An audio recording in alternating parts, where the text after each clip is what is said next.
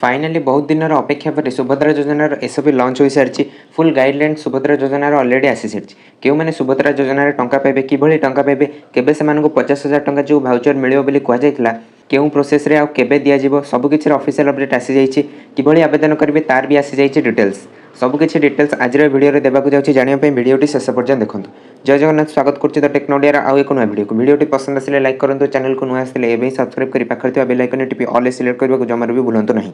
सुभद्रा योजना जो official guideline आसी डिटेल्स मुझे आपको पूरा जनवाक जाऊँगी जमीक देखो पूरा अपडेट दिया हो जाए राज्यर महिला मानक वर्ष को 10,000 टंका लेखाएं हाथ खर्च राज्य सरकार जोगाईदेवे वर्ष को 10,000 टंका मिल कि कहुई 50,000 टंका मिल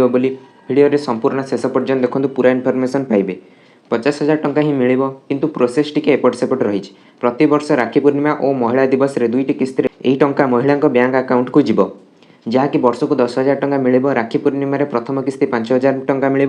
पुणी महिला दिवस रे द्वितीय किस्ती आउ 5,000 टंका मिल माने कहवाक गले वर्ष को 10,000 टंका मिल से निज इच्छा यही टंका खर्च करेंगे। आर्थिक स्वच्छल वर्गर महिला सरकारी चाकरी करुवा महिला और आयकर प्रदान करुवा महिला मानक बाद दे राज्यर समस्त 21 वर्ष अधिक और 60 वर्ष कम समस्त योग्य महिला माने यही टंका पाइपर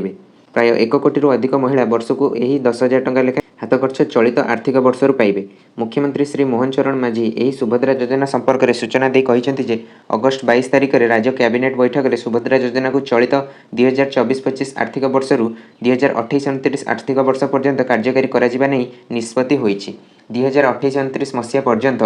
कार्यकारी होगा योजना मोट 55,825 कोटी टंकार बजेट धार्य होती। यही योजन राज्यर 1 कोटी अधिक महिला जीवन में परिवर्तन आसो बोली से कहते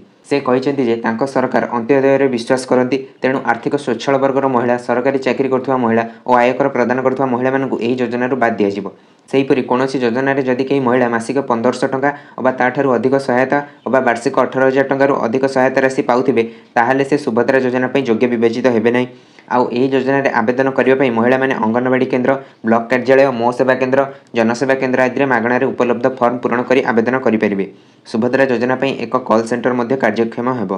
तो आशा करुँच आप पूरा इनफर्मेशन पाई जाइथिबे किभली केउ प्रोसेस रे आपनको टंका मिलिबो केउ केउ माने एथिरे योग्य हेबे नै आउ किभली आपण आवेदन करि परिबे।